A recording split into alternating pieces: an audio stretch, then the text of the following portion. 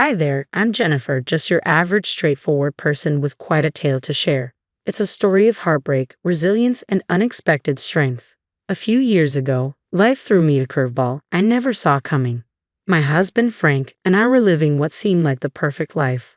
Our cozy suburban home, our dog Billy, and dreams of starting a family. But then, out of nowhere, our lives took a sharp turn. I experienced a miscarriage that hit us like a relentless blow, shaking us to our core and challenging our marriage. We suddenly found ourselves lost in a whirlwind of pain and confusion. Frank and I had always been a solid team, committed to facing life's challenges together. However, this loss cast a shadow over us, infiltrating every aspect of our relationship. Conversations turned into arguments, simple joys felt elusive, and the intimacy we once shared began to fade. Adding to the strain was my mother-in-law, Betty, who had been eager for grandchildren since the day we tied the knot. The pressure from her felt like a ticking clock, amplifying our already heavy hearts. Despite countless doctor visits and treatments, my fertility issues persisted. The emotional roller coaster of hope and despair was overwhelming, with each positive test leading to crushing heartbreak. I vividly recall the devastating conversations with Frank where our frustration and hope spilled out in equal measure. "It's not fair, Jennifer.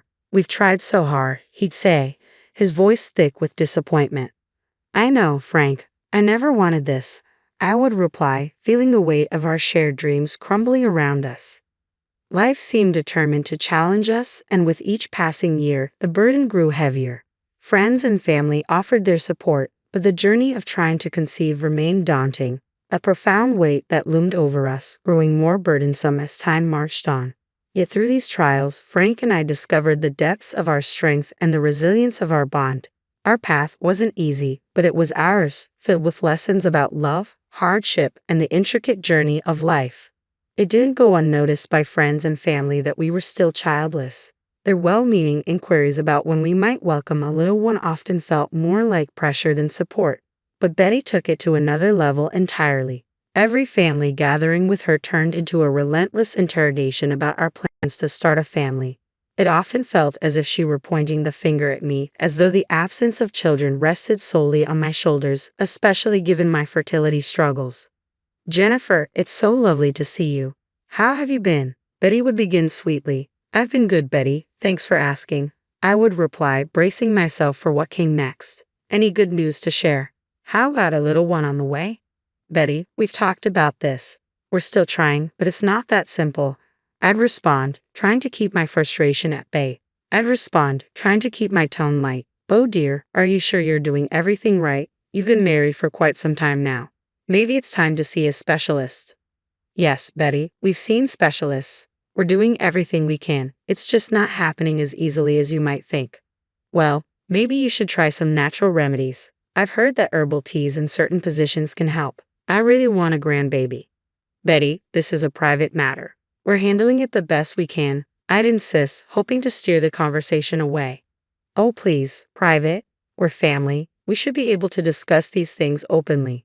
"I understand that, Betty, but let's just enjoy our time together today without discussing this, okay?" "All right, dear, but tick-tock, time is wasting, and soon you won't be able to have kids." "I'll keep that in mind, Betty." It was always like this. I felt an immense weight of pressure and shame for not meeting her expectations of a perfect daughter-in-law who would bless her with grandchildren. Ironically, she never imposed such expectations on her own daughter, who wasn't even married yet and seemed to escape scrutiny. It was incredibly frustrating.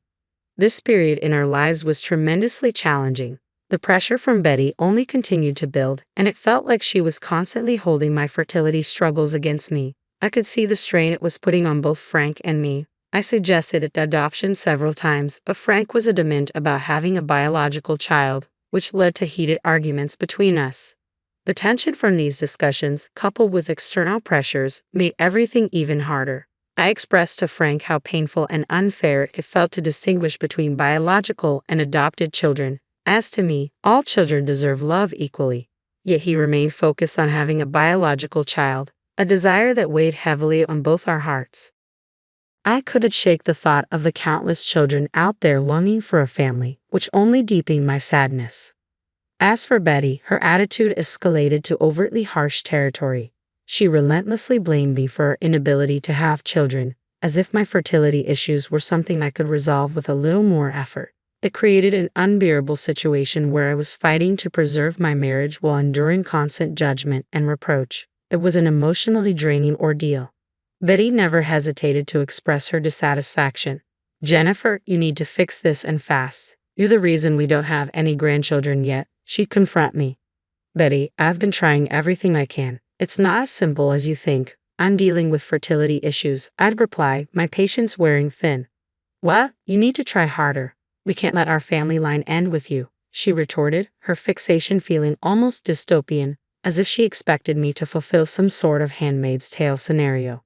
Overwhelmed, I decided to seek some insight from my sister-in-law, Amy, who always seemed more empathetic. "Amy, I don't understand why your mom is so fixated on me having a baby. It's not entirely under my control, and she's making my life miserable." I confided in Amy, hoping for clarity.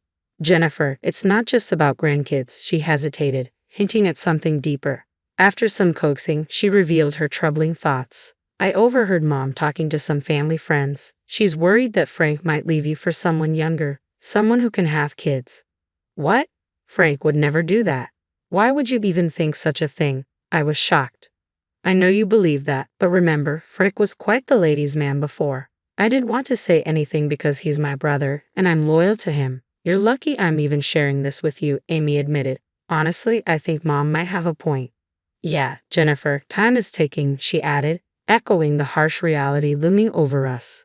This revelation shook me deeply, intertwining my marital uncertainties with the invasive pressures from Betty and adding layers of complexity to an already strained relationship. Hearing about the possibility of Frank leaving me for someone younger left me staggered. Amy hinted at a younger coworker, an intern around 25 years old, with whom Frank seemed to enjoy chatting a bit too much. The thought that my husband could even consider leaving me, or worse, engaging with other women behind my back, was shattering. My heart felt like it was being torn apart by the potential betrayal. After grappling with my suspicions and the agony they caused, I reached a breaking point. The distance between Frank and me had widened into an unbridgeable chasm, and I knew it was time for a confrontation. One evening, sensing my withdrawal and standoffishness, Frank asked me about it. Overwhelmed by pain and frustration, I confronted him directly about his fidelity. Initially, Frank denied everything, as anyone might in such a shocking situation, but as the conversation wore on, he eventually confessed to his indiscretions. The revelation of his affair with a younger coworker unleashed a torrent of emotions within me. In a moment of intense anger and hurt, I slapped him, a stark reflection of the pain he had inflicted. Frank's reaction was predictably mixed with pleas and requests for forgiveness, but I could see right through it. Over the years, I had built a stable and prosperous life for myself, making wise financial decisions and advancing in my career. It dawned on me that Frank might have been holding on to our failing marriage, not just out of love or a desire for a child, but perhaps also to secure a financial safety net through potential child support payments in the event of a divorce. Feeling manipulated and used, I declared that I wanted a divorce. I was exhausted by the deceit and emotional turmoil. "How could you, Frank? How could you betray me like this?" I demanded, my voice shaking with disbelief. "Jennifer, please just listen. I messed up. I know I did. I'm so sorry," he pleaded, desperation dripping from his words. "Sorry doesn't cut it, Frank. You cheated on me with someone from your office." I shot back, my rage bubbling to the surface. "Jennifer, you have to understand. I was feeling so inadequate, so unfulfilled. I thought having a child would make me feel like I was worth something," he tried to explain. "Oh, so you thought cheating on your wife was the solution? Did you really believe that sleeping with someone else would magically make you a better person?" My disbelief turned to scorn as I confronted him. In that moment, the truth of our situation became painfully clear. Frank's betrayal wasn't just a lapse in judgment. It was a deliberate choice that shattered the foundation of our marriage. No, of course not. I was foolish to think that way. I didn't know what else to do. Frank stammered, his desperation evident. "You didn't know what to do, so you chose to hurt me instead. Do you even realize the pain you've caused?" My voice was filled with disbelief and hurt. "Jennifer, I can't lose you. Please let me make this right. I'll do anything," he begged, his voice cracking with emotion. "Do you really think you can undo this with a few hollow promises?" You need to grow up, Frank, and take responsibility for your actions, I replied sternly, my resolve hardening. As I sat in the lawyer's office signing the final divorce papers, a profound sense of relief washed over me. The weight of a broken marriage and the sting of Frank's betrayal were finally lifting, and I could breathe freely again. Despite Betty and Amy's attempts to convince me otherwise, their pleas couldn't mask the deceit they too had harbored. I knew what was right for me, and staying with a man who had been unfaithful was no longer an option. With the prenuptial agreement in place, the divorce proceedings were swift. I retained the house, my sanctuary where I could start anew. Frank, on the other hand, had to move back in with his mother, a situation he found far from ideal. The day the divorce was finalized, I left the lawyer's office feeling liberated from a toxic relationship. But as I drove home, a sudden wave of nausea overwhelmed me. I quickly pulled over, stumbled out of the car, and barely made it to the roadside before I threw up. The twisting in my stomach felt like the emotional toll of the divorce finally catching up with me. But as the nausea persisted over the following days, I realized this was only the beginning of my journey. I started to suspect there was more to this situation. The very next day, I was jolted awake by the incessant ringing of my doorbell. To my dismay, it was Frank, Betty, and Amy causing a commotion outside. They barged into my home uninvited, shouting about the prenuptial agreement and how it was unfair to leave Frank with so little, given my financial status. Betty wasted no time in cutting to the chase. "Jennifer, we're here to collect some money as compensation for all the years Frank wasted with you," she declared brazenly. "Have you lost your mind? Don't you realize the divorce is finalized?" I retorted, incredulous at their audacity and the absurdity of their demands. Their presence in my home, making such outrageous claims, was the last thing I needed after everything that had transpired. "I don't owe him anything," I insisted, my voice rising with frustration. "Sure, but this sounds like some sort of side deal, right?" Frank argued, trying to justify his demand. "A side deal?" I echoed, incredulous. "Yes," he insisted. "Jennifer, you've put me through a lot, and I need compensation. You're lucky we aren't taking this to court." Amy nodded in agreement beside him. "Yeah, he's been through so much stress because of you. We think $150,000 should cover it." I was stunned by their audacity. A fire ignited within me as I faced them, my voice trembling with a mix of anger and disbelief. "Are you kidding me? Do you really think you deserve compensation for the years I spent trying to make our marriage work? If anything, I'm the one who deserves compensation."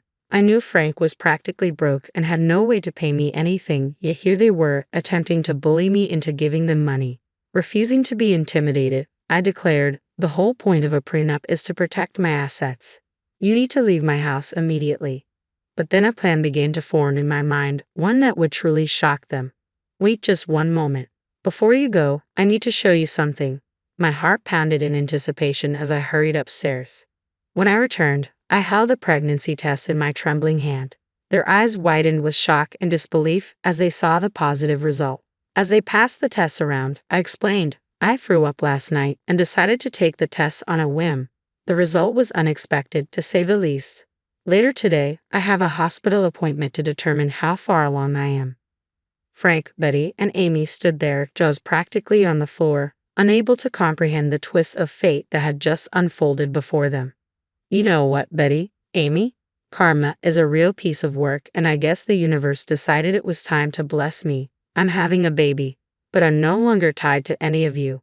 The baby might be Frank's, but this baby is going to be all mine." "I will change my mind," I declared firmly. Betty and Amy exchanged worried glances before Betty spoke up, her voice tentative. "Jennifer, let's not be too hasty. We could work something out and discuss an arrangement."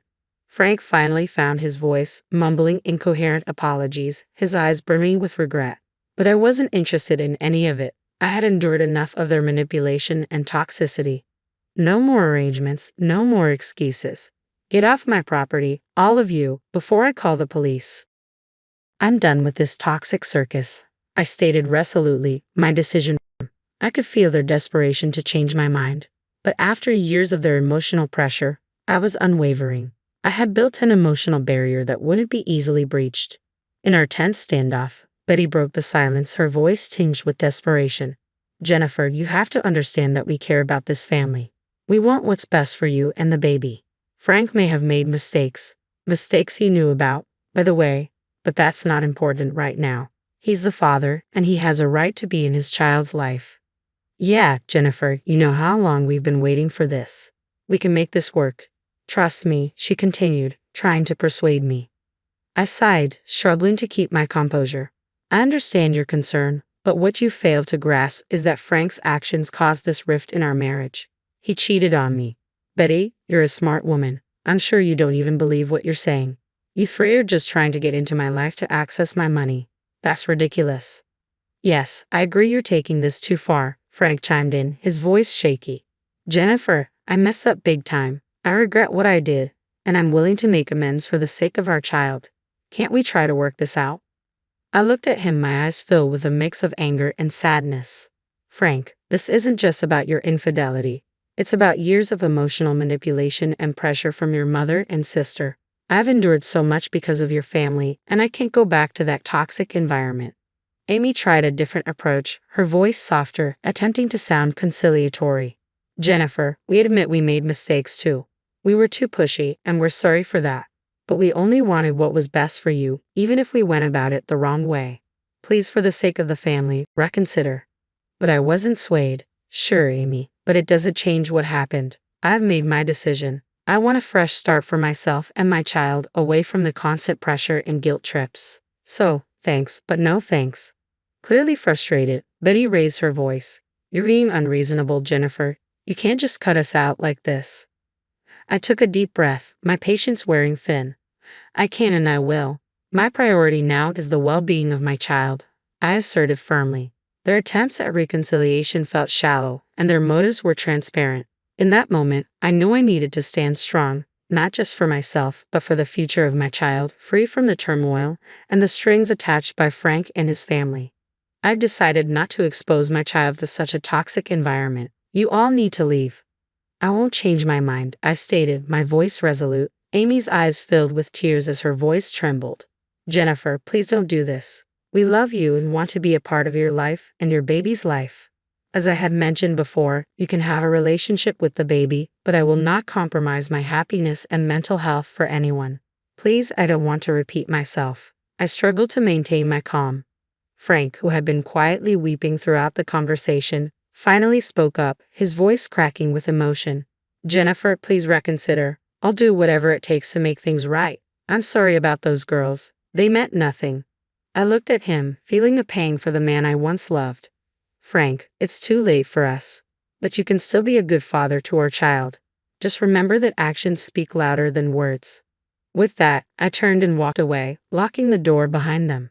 Betty, Amy, and Frank stood there, their faces a mix of sadness and regret.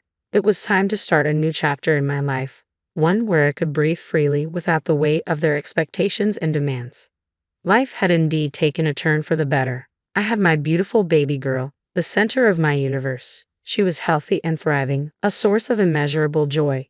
Each day spent with her filled my heart with love and gratitude.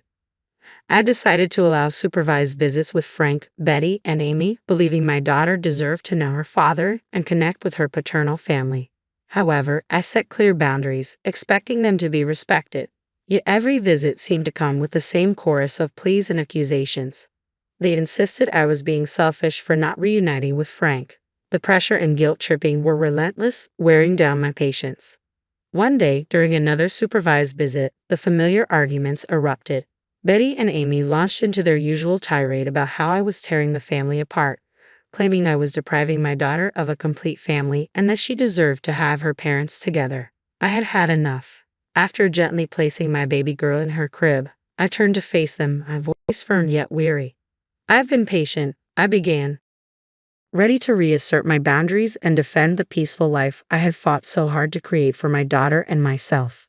I've strived to maintain a civil relationship for the sake of our child, but the constant badgering and shouting are simply unacceptable. When Frank attempted to intervene, saying, Jennifer, please can't we talk about this? I firmly shook my head. No, Frank, this isn't up for debate. I've made my decision, and it's final. I won't tolerate this environment for our daughter. My resolve was clear. Betty and Amy exchanged frustrated glances but continued to argue, accusing me of being rigid and unreasonable. Taking a deep breath, I addressed them sternly. This is your last warning. If you can't respect my boundaries and continue to pressure me, you won't be allowed to see her anymore. I won't expose her to this toxic behavior." Realizing the gravity of the situation, Frank finally stepped in. "Mom, Amy, please. We need to respect Jennifer's wishes. Our daughter deserves a peaceful and loving environment," he pleaded. Betty and Amy fell silent, their faces reflecting disappointment and resignation.